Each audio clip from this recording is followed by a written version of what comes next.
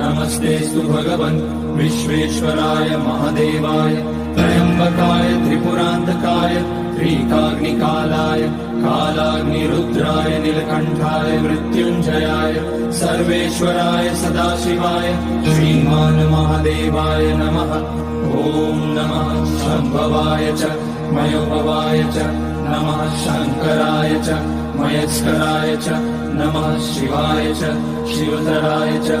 ॐ त्र्यम्बकं यजामहे सुगन्धिं पुष्टिवर्धनम् उर्वारुकमिव बन्धनान् मृत्योर्मुक्ष्यमामृतात्।